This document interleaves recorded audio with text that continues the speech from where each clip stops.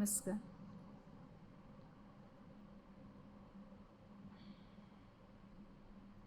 आज का हमने भी जो विषय रखा है सुंदर और संतुलित जीवन, यानी एक किताब है लाइफ ब्यूटीफुल, उसका अनुवाद है सुंदर जीवन, लेकिन वो पुस्तक तो अभी उपलब्ध नहीं हो रही है।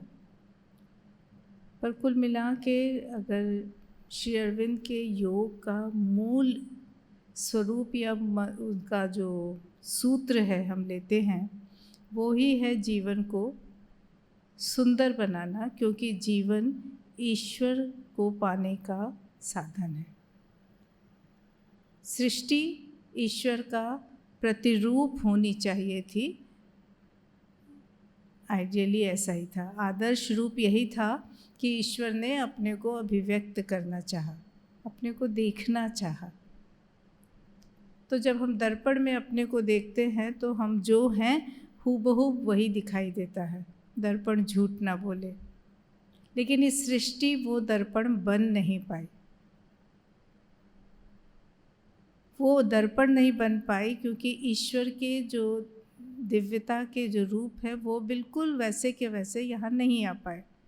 और वही लीला चलती जा रही है कि जो कमी रह गई, जो विकृति आ गई, जो सत्य असत्य बन गया, जहाँ प्रकाश में अंधकार का अस्तित्व आ गया, जहाँ जीवन से में मृत्यु आ गई,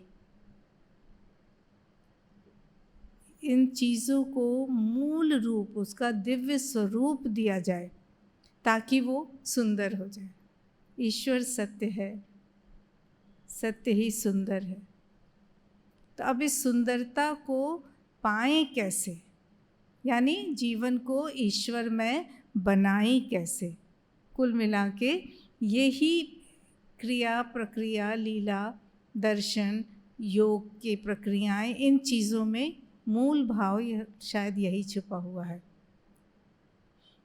विषय को मैं सिर्फ 2 शब्दों में ही लेकर आई हूँ, सुंदर रहे, और सुंदरता को पाने के लिए संतुलन बहुत ज़रूरी है। लेकिन क्या सुंदर हो, ये सृष्टि सुंदर हो, इस सृष्टि का जीवन सुंदर हो, और इस सृष्टि के जीवन को सुंदर बनाने का प्रतिनिधित्व या उसके रिप्रेजेंटेटिव के रूप में हम मनुष्य क्या करें, क्योंकि हमें वो दायित्व दिया गया है। मनुष्य है जो कि इस रूपांतरण को, इस ट्रांसफॉर्मेशन को योग दे सकता है, सहयोग दे सकता है। अब इसके लिए मैंने ये किताब पढ़ी थी, मेरे पास जीवन कंपाइलेशन है, और इसमें श्री अरविंद के कुछ कथन एक साथ इकट्ठे किए गए हैं, और लगता है कि उसके किसी भी पेज को पढ़ लें तो हम इस विषय पे कुछ बोल सकते हैं। अब किताब तो बहुत मोटी है, इतना तो नहीं बोल पाऊँगी। कोशिश कर रही हूँ कि इसमें से कुछ चीज़ें हम निकाल पाएँ जो दिन प्रतिदिन के अपने जीवन में रोज़ कोई एक बिंदु भी ले लें, अपनी किसी क्रिया में किसी एक सजगता को, सचेतनता को, सावधानी को याद करें और उसे व्यवहार में लाएं। तो हो सकता है जीवन के हर रूप को, चाहे वो देखने में कितना ही कठोर हो, कितना ही दुखद हो, कितना ही विकृत हो, कितना ही कुरूप हो, हम सुंदर दृष्टि प्रदान कर सकते हैं। क्योंकि किसी भी चीज़ को देखने के लिए जो हमारी सृष्टि है वो निर्धारित करती है कि वह वस्तु सुंदर है या नहीं। किसी के लिए वो चीज़ बहुत सुंदर है, किसी के लिए वो चीज़ बहुत सुखद है, लेकिन हो सकता है किसी की दृष्टि में ठीक इसका उल्टा हो। और इस चीज़ को कैसे हर एक की दृष्टि में समरूपता दी जाए, एक समान सुंदर बनाया जाए, इसके लिए ज़रूरी है कि हर जगह, हर व्यक्तित्व में, हर प्राणी में, हर क्रिया में, हर प्रतिक्रिया में एक संतुलन हो। संतुलन अपने आप में बहुत ही महत्वपूर्ण प्रक्रिया हो जाती है। तो सबसे पहले मुझे लगा कि इस पुस्तक में पृष्ठ 48 पर लिखा हुआ है, जगत के बारे में 3 धारणाएं। पता नहीं कितनी धारणाएं होंगी, कितने दार्शनिक होंगे, लेकिन ये इसमें चुना गया है 3, जिसमें एक है बौद्ध और शंकर, दूसरा है वेदांतिक और तीसरा है श्री अरविंद की दृष्टि में। इसको मैं पूरा का पूरा पढ़ूंगी क्योंकि इससे कम शब्दों में इतने सटीक रूप से शायद करना नहीं होगा, तो मैंने सोचा मैं पढ़ ही लेती हूँ। बौद्ध और शंकर की दृष्टि में संसार एक भ्रम है, अज्ञान और दुख का क्षेत्र है, जिसका कारण है अज्ञान। करने लायक बस एक ही चीज़ है, यथासंभव जल्दी से जल्दी उसमें से बाहर निकल जाना और मौलिक असत और अव्यक्त में लुप्त हो जाना। और मौलिक असत जो सत्य नहीं है।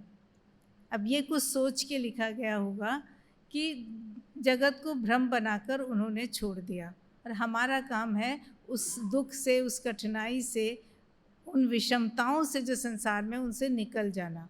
तो बुद्ध तो सीधे ही कहते हैं दुख है, दुख का कारण है और दुख का निवारण है, लेकिन वो निवारण है कि अपने आप को निर्वाण तक ले जाना, मोक्ष की प्राप्ति करना, जन्म मरण के इस झंझट से ही मुक्त हो जाना। वैदांतिक धारणा क्या कहती है?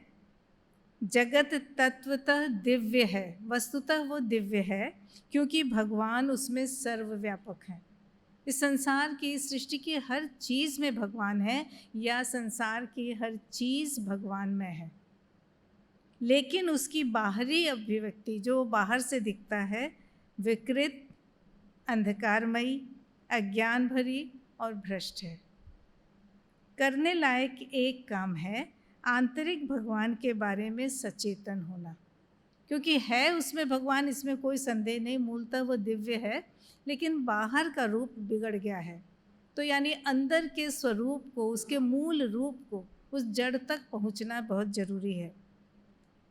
आंतरिक भगवान के बारे में हमें सचेतन होना है और संसार की चिंता किए बिना उस चेतना में स्थिर भी रहना है, क्योंकि सांसारिक क्रिया प्रतिक्रिया जो हैं वो लाएंगी हमें उससे भ्रमित करने के लिए, उससे हटाने के लिए, पर हमें सचेतनता बनाए रखनी है, एकाग्रता बनाए रखनी है, क्योंकि इस बाह्य जगत को बदला नहीं जा सकता। इसलिए संसार से विरक्ति उसका एक रास्ता दिखाया गया है कि कुछ भी सांसारिक क्रियाएं आ रही हैं उससे हम अलग रहें, उन्हें हम बदल नहीं सकते, और वह हमेशा अपनी निश्चेतना और अज्ञान की स्वाभाविक स्थिति में रहेगा, यानी हार मान लेने वाली स्थिति है। अपने को बचा के निकल जाना है, ट्रैफिक वाले रास्ते से हटकर बाईपास रोड को अपना लेना है और उस ट्रैफिक से बच जाना है, क्योंकि वो ट्रैफिक तो चलता ही रहेगा, जनसंख्या कम नहीं होगी, गाड़ियाँ कम नहीं होंगी, तो रास्ता तो ट्रैफिक से भरा होगा। तो हम उसको छोड़ देंगे, शहर के बीचों बीच से नहीं जाकर हम बाईपास रोड को अपना लेते हैं। जीवन के प्रति अगर ऐसा हम कर रहे हैं तो थोड़ा बहुत अभी भी वही चल रहा है कि हमने सांसारिक विषमताओं से स्वयं को बचा लिया, बात केवल स्वयं तक रह जाती है। श्री अरविंद की दृष्टि इन सब के ऊपर है, जो बहुत ही वैज्ञानिक लगती है, बहुत ही सटीक लगती है और बहुत ही प्रगतिशील लगती है। श्री अरविंद की दृष्टि में अपनी वर्तमान अवस्था में जगत वह भागवत रचना नहीं है। ये ठीक है कि आज जगत, यह संसार वो भागवत रचना नहीं है जो उसे होना चाहिए था। हम वही कहानी बहुत बार पढ़ चुके हैं, सुन चुके हैं, इसलिए वो नहीं बोल रही हूँ कि संसार क्यों बनना था और क्या बन गया।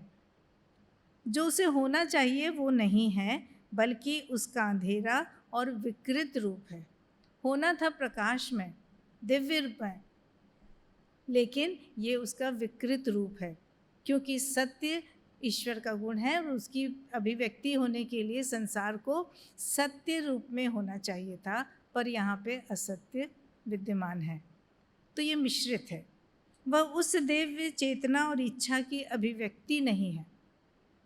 जो दिव्यता की चेतना थी उसकी अभिव्यक्ति जैसी होनी चाहिए हूबहू वैसी यह नहीं है जो उसे बनना था। उसकी रचना हुई है भगवान के सभी रूपों और पहलुओं में। प्रकाश, ये भगवान के पहलू हैं।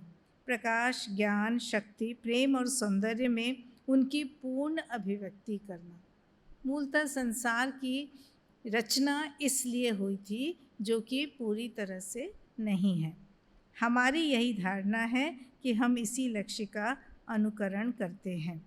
श्री अरविंद का जीवन दृष्टि अगर देखते हैं तो इस संसार के इस विकृत रूप को ही हमें सुंदर, सत्य, प्रकाशमय बनाना है। ये श्री अरविंद का दृष्टिकोण है इस संसार के प्रति। अब जब उनके दृष्टिकोण के हिसाब से उनके दिखाए गए, निर्दिष्ट किए गए योग पथ का हम अनुसरण करते हैं तो हमको ये सोचना पड़ता है कि जीवन का हमारे लक्ष्य हो क्या सकता है, मनुष्य के जीवन का लक्ष्य क्या हो। फिर श्री अरविंद के ही शब्दों में कहूँगी, जीवन का लक्ष्य है अपने अंदर की गहराई में भगवान की उपस्थिति को पाना और उसके प्रति समर्पित होना समग्र रूप से, ताकि वह जीवन का, सभी भावनाओं का, सभी शारीरिक क्रियाओं का और समस्त वैचारिक अवधारणाओं का मार्गदर्शन कर सके। आ गया है पूरी तरह से समग्र योग, श्री अरविंद का पूर्ण योग, और जिसका रास्ता है रूपांतरण की अवधारणा। क्यों? क्योंकि कोई भी चीज़ भगवान की चेतना के साथ एक होने से बढ़कर सुंदर नहीं हो सकती। अर्थात जीवन को अगर सुंदर बनाना है तो भगवान की चेतना के साथ एकाकार होना हमारा लक्ष्य होना चाहिए। हमारे एक स्पष्ट उद्देश्य होना चाहिए कि अंततः हमें भगवान की चेतना से, भागवत चेतना से एकात्म होना है। अपनी चेतना के सभी स्तरों को धीरे धीरे विकसित करते हुए भागवत चेतना तक जाना है। ये मानव जीवन का लक्ष्य होना चाहिए। हमें वही बनना है जो हम वस्तुतः सत्ता की गहराई में हैं, यानी हैं तो हम वही दिव्य सत्ता, लेकिन हमारे बाह्य स्वरूप जो हैं, हमारा मानसिक, प्राणिक और शारीरिक, वो कहीं ना कहीं निम्न चेतना से ग्रस्त है। कैसे इसको हम सुंदर बनाएं, और सुंदर बनाने के लिए जीवन की क्रियाओं में, विचारों में, भावनाओं में हमें कैसे संतुलन को ढालना है, ये हमारा एक कहना चाहिए पथ होगा, तरीका होगा, उपाय होगा, या जीवन का सूत्र बनेगा। अगर हम इसको हमेशा अपने ध्यान में रख सकते हैं तो हम अपने जीवन को निश्चय ही सुंदर और संतुलित रखेंगे। बहुत ज़रूरी है कि जीवन में संतुलन समग्र रूप से हो,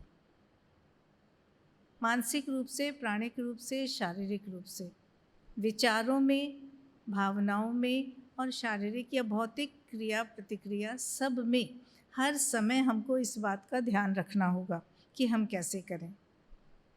और इसी के लिए हमें सोचना होगा कि जीवन का ये जो लक्ष्य है वो किस लिए है। क्या जीवन में सुखी होना हमारा लक्ष्य है? माँ तो सीधे कह देती हैं, तुम यहाँ सुखी होने के लिए नहीं आए हो, तो क्या हम दुखी होने के लिए आए? एक तरफ कहा जाता है कि सुख हमारा लक्ष्य नहीं है, दूसरी तरफ दुखी होने का मतलब हम उनसे दूर जा रहे हैं, हम दिव्यता का त्याग कर रहे हैं, हम दिव्यता से छूट रहे हैं, भगवान से दूर जा रहे हैं, क्योंकि दुख का अस्तित्व ही वही है उसी रूप में है जब हम उनकी दिव्यता के प्रकाश को अपने से दूर कर रहे हैं। तो किस तरह से, इसका मतलब है कि हर समय भगवान को तो अपने साथ रखना ही है, भगवान की उपस्थिति के प्रति सचेतन रहना ही है, भगवान को अनुभव करना ही है, तभी तो हम सुखी रह सकते हैं। लेकिन ये सुख कौन सा है? अगर हम जीवन में सुखी होने नहीं आए हैं, इसका एक सीधा साधा स्पष्ट सा अर्थ यही हो सकता है कि भौतिक स्तर पर आने वाले सुख, निम्न चेतना से प्राप्त होने वाले सुख, और या जीवन की सुखद अनुभूतियों में अटक जाने वाली प्रवृत्ति से हमें दूर रहना है। यहाँ पे एक चीज़ आती है कि आनंद, अगर सुखी होना हमारा लक्ष्य नहीं है तो फिर हमें आनंद कैसे मिलेगा, आनंद तक हम कैसे पहुंचेंगे? फिर वही उत्तर, एक ही उत्तर है, ईश्वरीय चेतना के साथ एक होना। क्योंकि आनंद जो है वो ईश्वर का दूसरा गुण है। तो ईश्वर की उपस्थिति है तो वहाँ पे ये क्षण प्रतिक्षण हटने, गढ़ने, बढ़ने या घटने वाले सुख की अनुभूति नहीं होती, वहाँ पे आनंद की अवस्था होती है। ईश्वर की उपस्थिति, ईश्वर की अनुभूति का मतलब है आनंद। वो आनंद हमको कब मिल सकता है?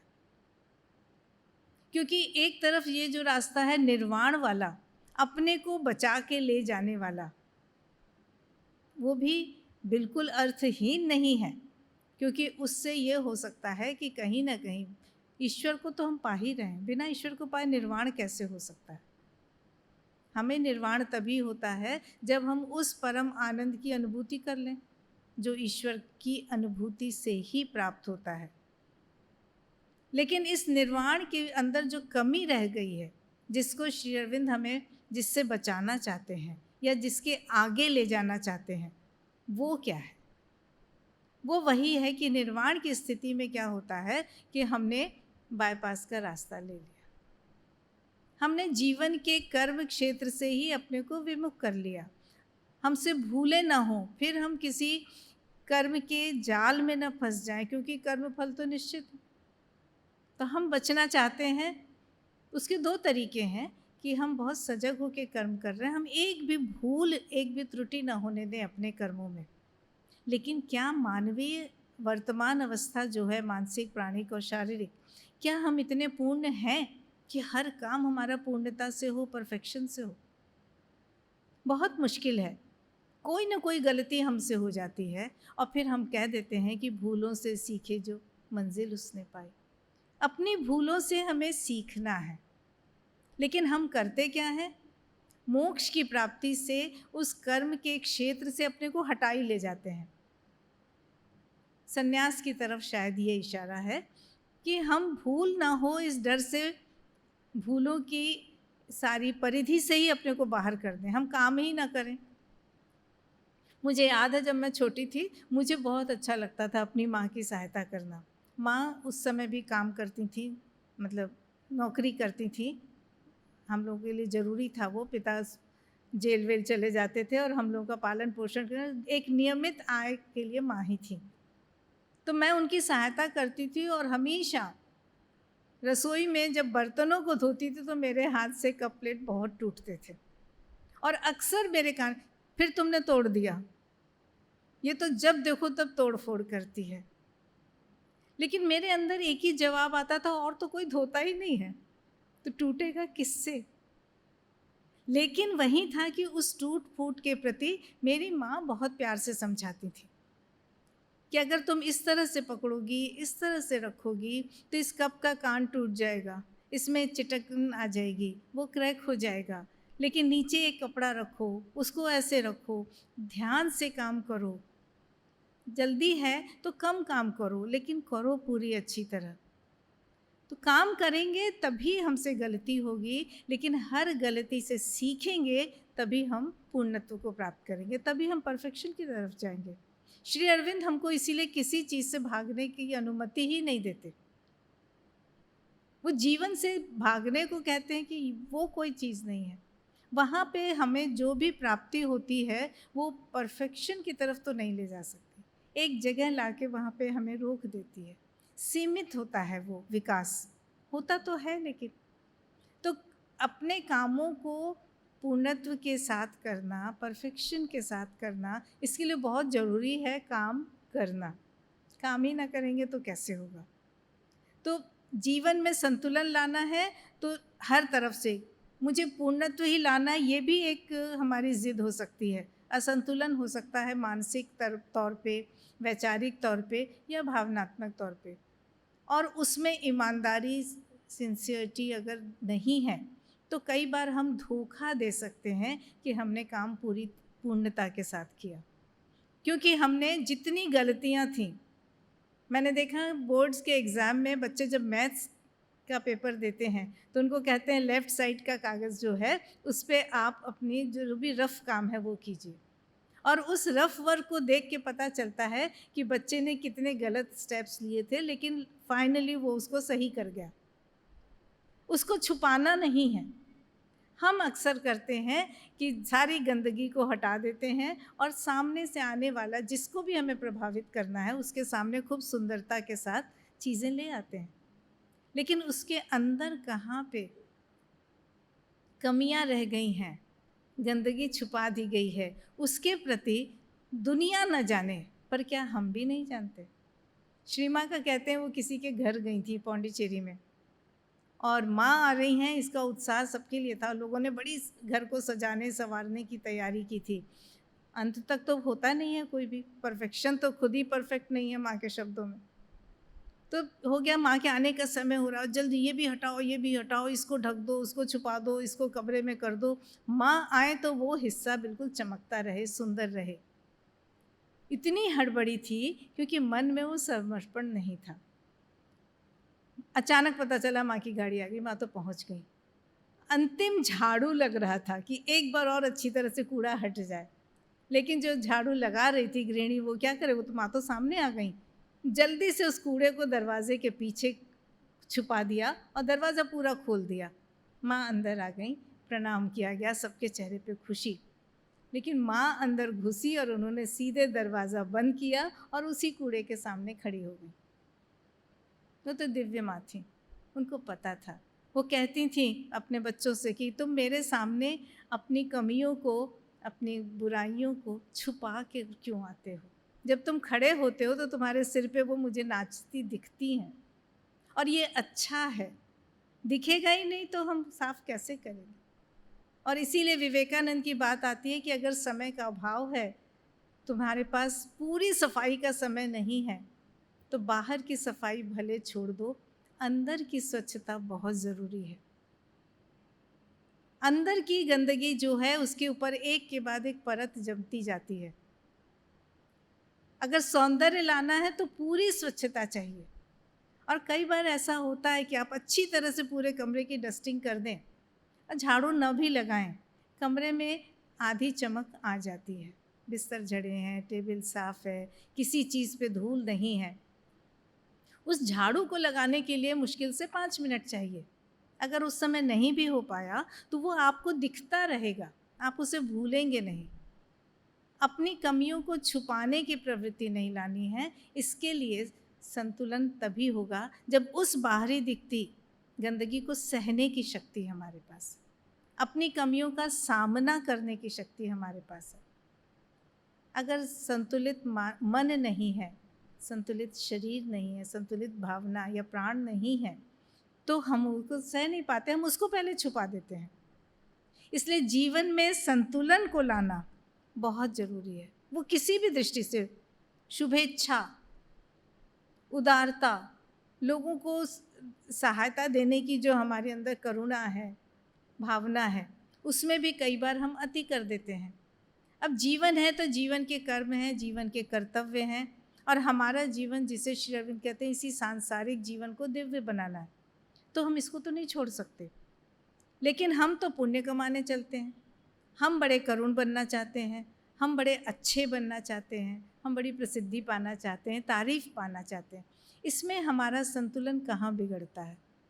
कई बार हम अच्छे बनने के चक्कर में पुण्य स्वरूप बनने के लिए, पुण्यात्मा बनने के लिए अपने कर्तव्यों के प्रति थोड़े से उसको अनदेखा कर देते हैं, लापरवाह बन जाते हैं। ठीक है, एक बात है कि अगर हम उच्च स्तर का जीवन जीना चाह रहे हैं तो कई बार सामान्य चेतना से जीने वाले जीवन के कर्तव्यों को हम रिप्लेस कर सकते हैं। उनकी जगह हमने अपने घर बार में कोई कर्तव्य था, माँ से किसी ने कहा था क्या करूँ, घर गृहस्थी के चक्कर में तो पड़ा ही रह जाता हूँ, फिर तो कभी नहीं हो पाएगा।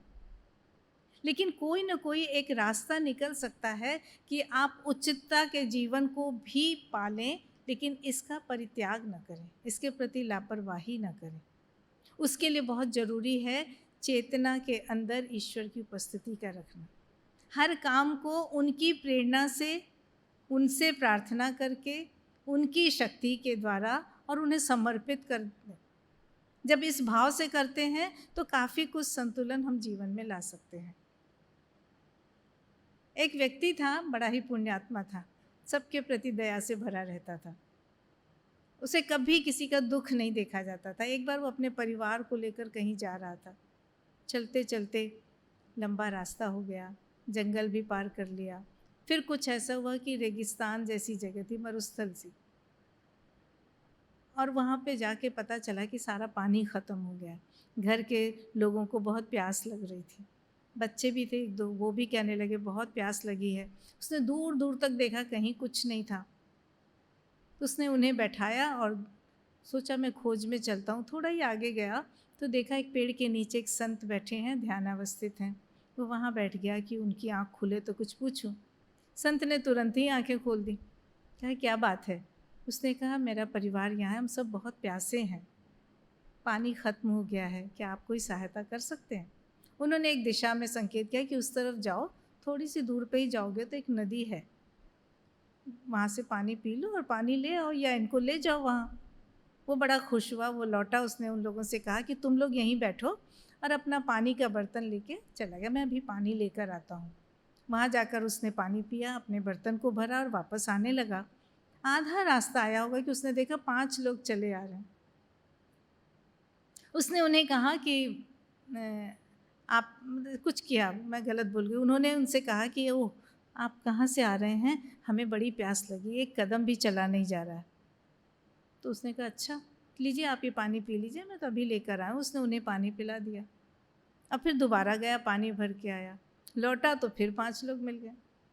इस बार इसने उन्हें भी पानी दे दिया और उसका ये क्रम कुछ चलता ही रहा। संयोग ऐसा कि लोग आते ही जा रहे हैं, वो पानी भर के लाता था और आधे रास्ते में ही पानी पिला देता था। वो संत सोचने लगे कि अभी तक ये लौटा नहीं, क्या बात है, सब ठीक तो है, इसका परिवार इतना प्यासा है।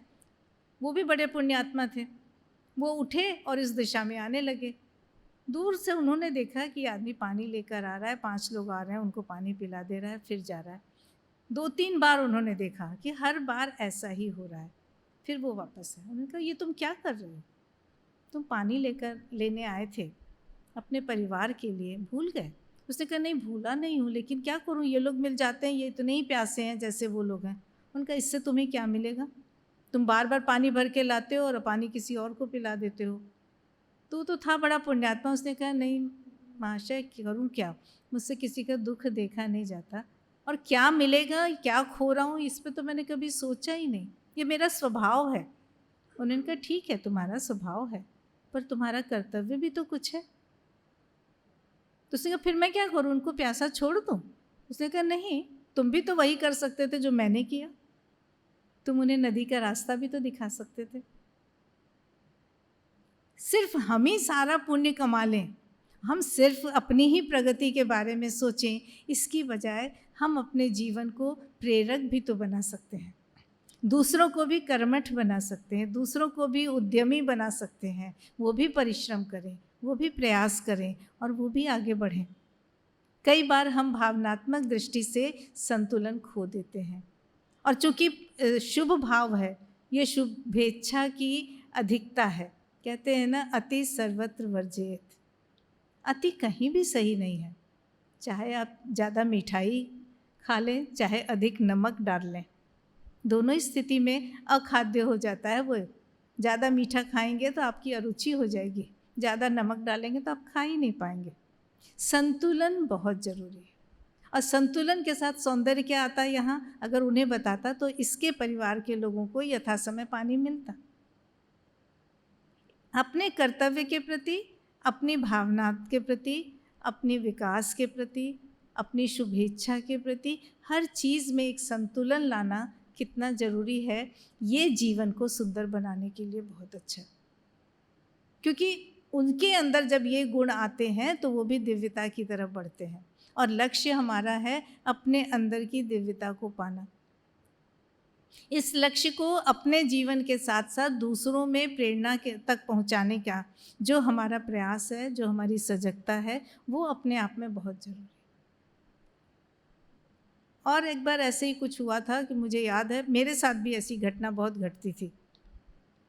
सबके बीच में कुछ वितरण हो रहा है, प्रसाद का, मिठाई का, या जो भी अच्छी चीज़ सबको मिल रहा है, और अचानक किसी के मुंह से निकलता है मुझे एक और चाहिए।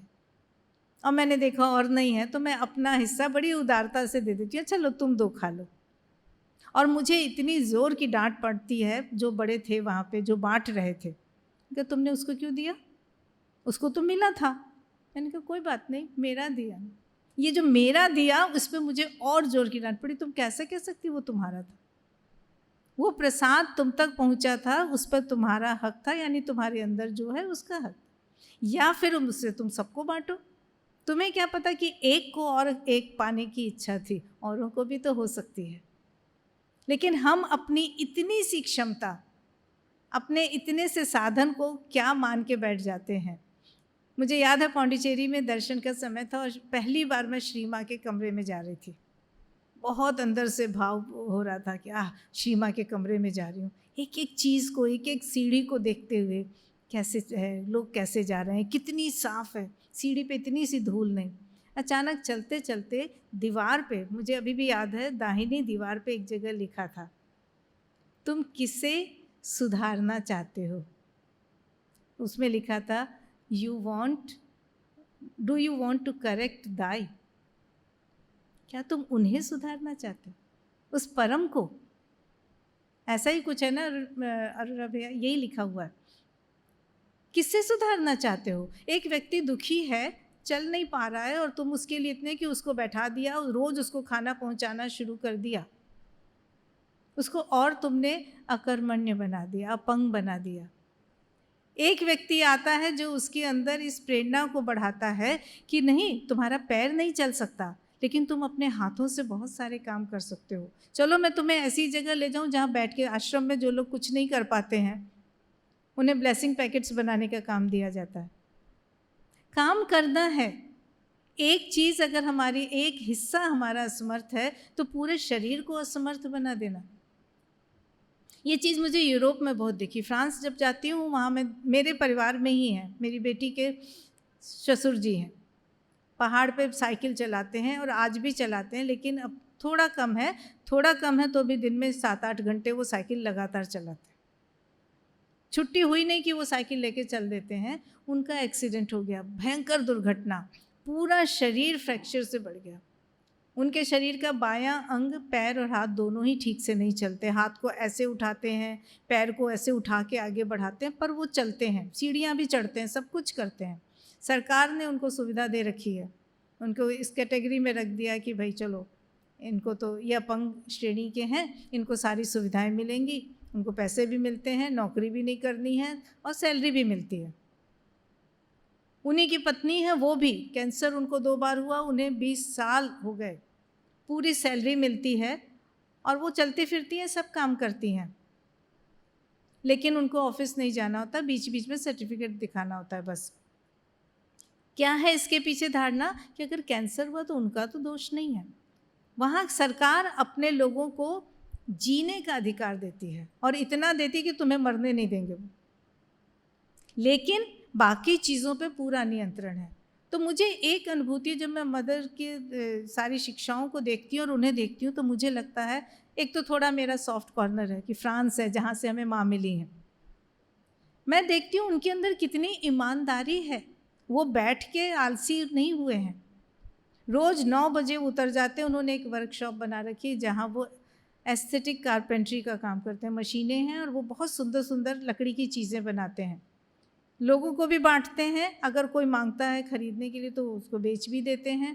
कहते हैं मुझे वो कौन होते हैं अपंग कहने वाले, ठीक है उनके नियम है, वो करते ना, देते रहे, मुझे क्या आपत्ति है, पर मैं अपने शरीर को अपंग मान के नहीं चलूँगा। कोई भी कठिन काम है, कहते हैं अभी ये हाथ तो है ना, ये पैर तो है ना, और ये तो पूरी तरह से है ना, यही उनका थोड़ा सा इन लोगों का होता है। मैं ये कहती हूँ एक शिफ्टिंग आ जाए वहाँ, यूरोप हमसे बहुत आगे निकल जाएगा अध्यात्म की दृष्टि से।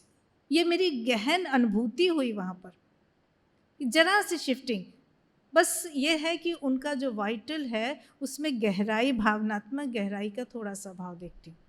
वो इस भाषा को तो समझते हैं कि हमें दया करनी चाहिए, वी शुड बी काइंड, इसको हर कोई समझता है। लेकिन दूर जाता है एक व्यक्ति, बहुत दुखी है, वो काम कर रहा है लेकिन उसके घर में कोई ऐसी पीड़ा हो सकती है जिसके कारण वो वेदनाग्रस्त है। इस चीज़ की अनुभूति मैंने वहाँ पे लोगों को करते नहीं देखा। और जब मैं किसी को ऐसे कह देती हूँ, क्या बात है, आप कहीं से दुखी लग रहे हैं, क्या मैं कोई सहायता कर सकती हूँ, तो मुझे ऐसे चौंक के देखते थे। इस इतने से वाक्य से उन्हें लगता है कि सारे भारतीय कितने अच्छे होते हैं। हमारे देश में इस भावनात्मक गहराई के कारण जीवन में जो सुंदरता है, क्या हम उसको सजग होकर आगे नहीं बढ़ा सकते? तभी ये सुंदरता, और सुंदरता ही वो रूप स्थान है या वो स्वरूप है, वो सीढ़ी है जिसके लिए कहते हैं कि भौतिक जीवन में ईश्वर की कहना चाहिए उपस्थिति सौंदर्य के माध्यम से होती है।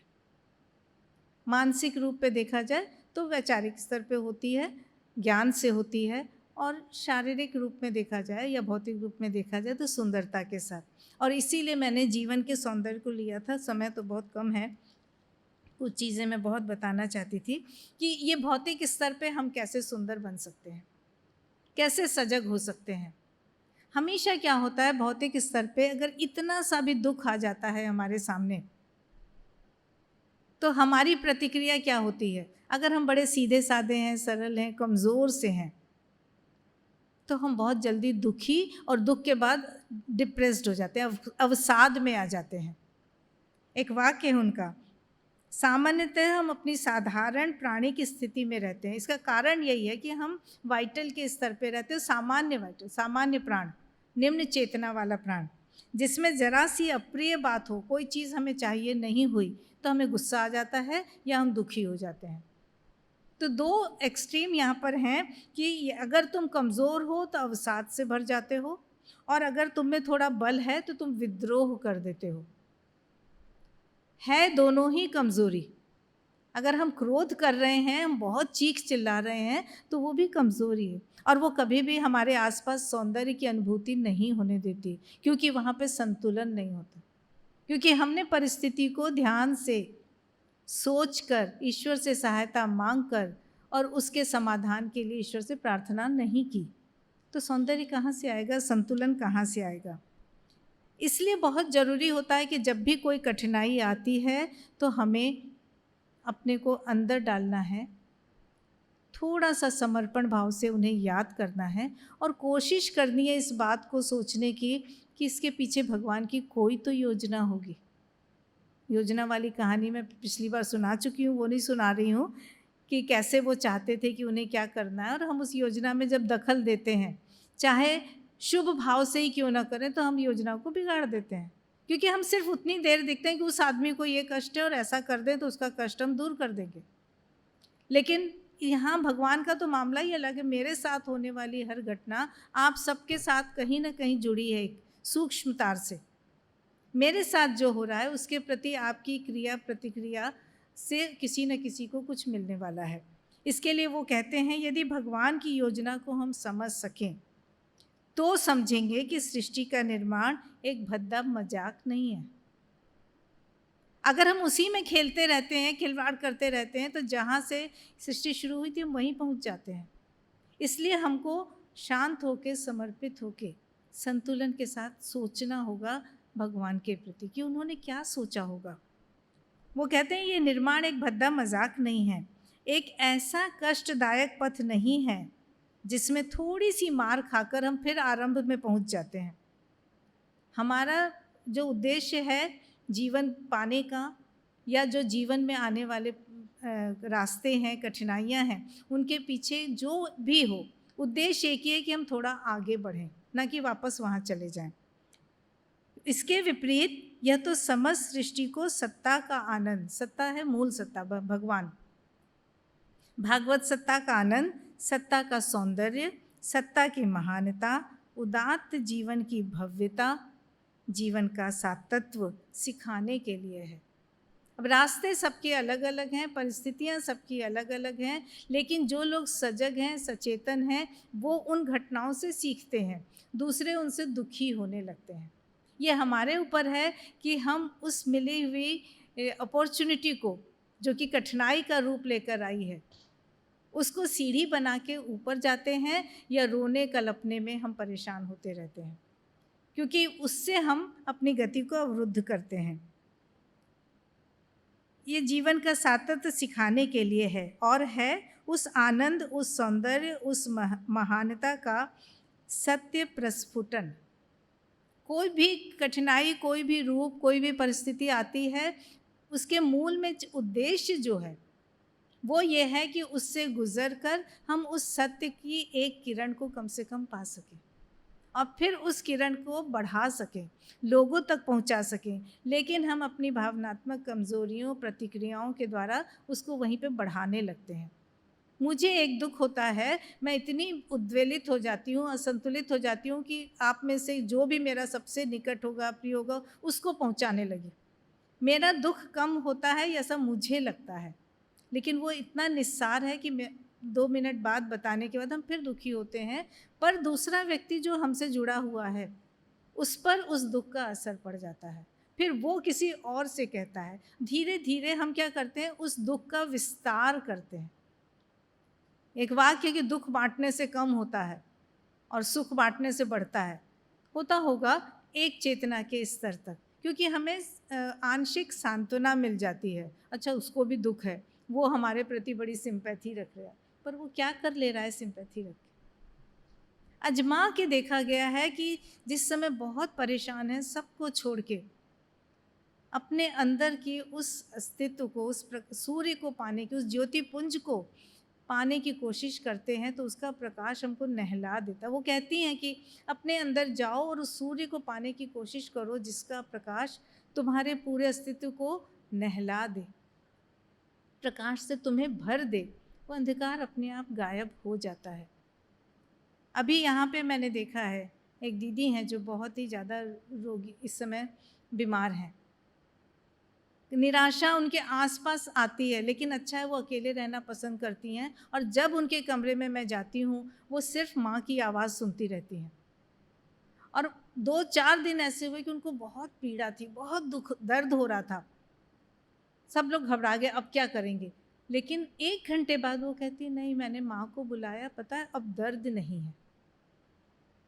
और ये बहुत पहले सुना था, तब मैं विश्वास नहीं करती थी कि जहाँ दर्द है वहाँ अगर आप अपने को केंद्रित कर लें, एकाग्र कर लें और उस सत्ता से सहायता मांगें कि तुम अपनी चेतना का स्पर्श यहाँ पर दो, तो वो दर्द दूर होता है।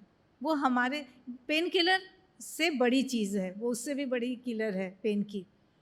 पेन किलर तो अपने 8 घंटे, 4 घंटे, 6 घंटे का काम करती है, उसके बाद आपको पुनः वहीं ले आती है, साथ में अपने दुष्प्रभाव छोड़ देती है।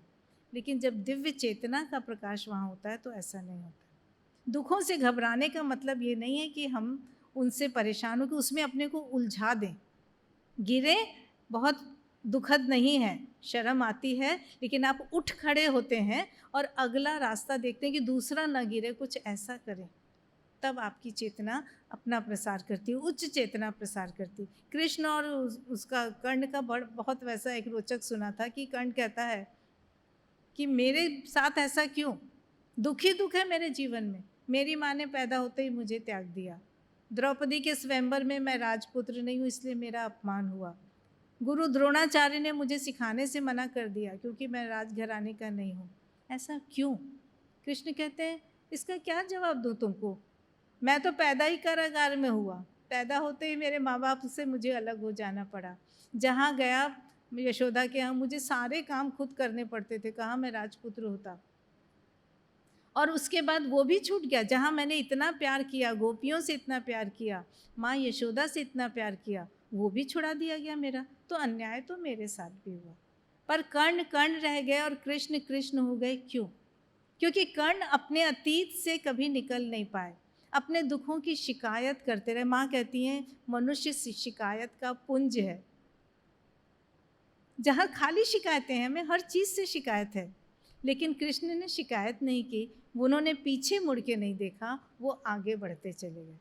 हमें क्या करना है, सिर्फ खुद नहीं आगे बढ़ना है, उस आगे बढ़ने की प्रेरणा को लोगों तक भी पहुंचाना है। एक और कहानी के साथ ख़त्म करूंगी ताकि स्मृति में रहे कि एक गुरु थे, उनके शिक्षा का समय ख़त्म हो गया था, वर्ष पूरा हो गया था।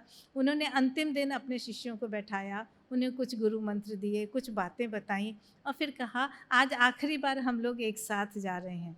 ये यात्रा पूरी होने के बाद तुम लोग सर्टिफाइड हो जाओगे, ग्रेजुएट हो जाओगे, जो भी हम कह लें।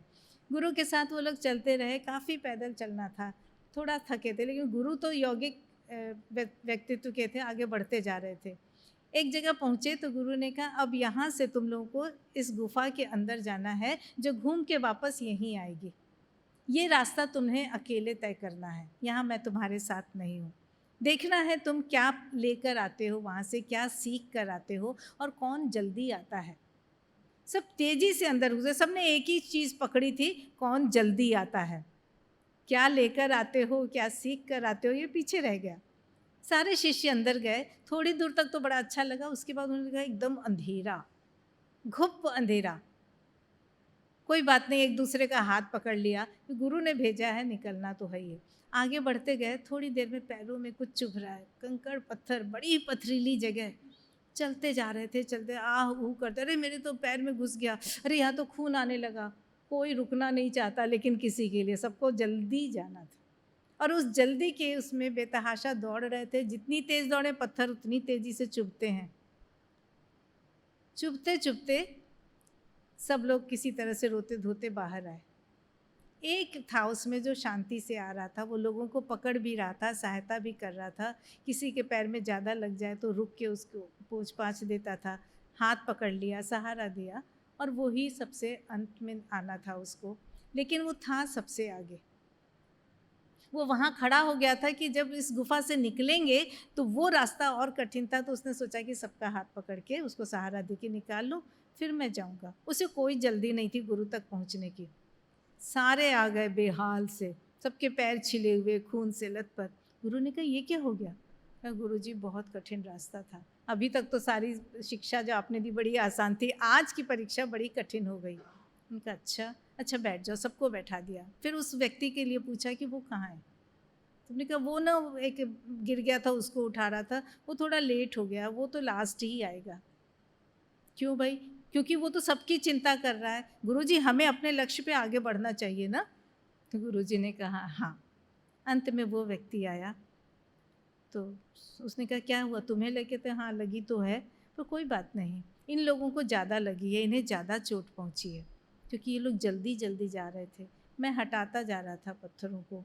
उनका अच्छा तुमने पत्थर हटाए थे? उसने कहा हाँ, मैं सोच रहा था कि मुझे तो लगी गई, मेरे पीछे आने वाले कम से कम उस चुभन से बच जाएं, इसलिए गुरुजी मुझे बहुत समय लग गया। देखिए ना कितने सारे पत्थर मैंने जेब में भरे, क्योंकि वहाँ फेंकता तो अंधेरा था, फिर लोगों को लगती, तो मैं जितना हो सका अपने रास्ते के पत्थरों को उठा के जेब में और थैले में भरता जा रहा था।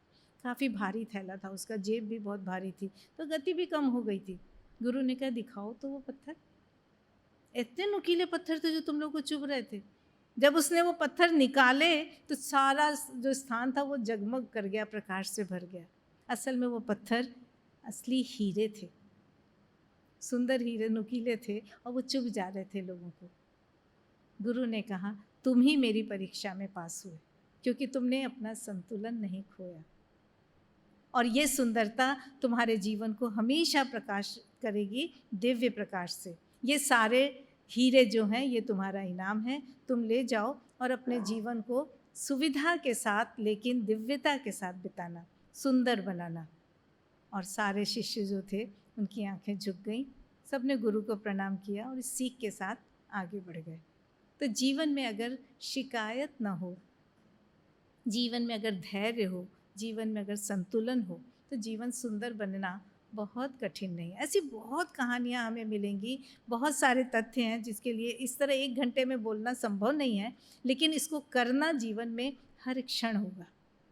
तब ईश्वर करे हम इसी शुभेच्छा के साथ आज का ख़त्म करते हैं ये वार्ता, कि हम सब अपने जीवन को सुंदर बनाएं, एक दूसरे के साथ सुंदर व्यवहार रखें, सुंदर संबंध बने और ये सृष्टि सुंदर हो जाए। नमस्कार।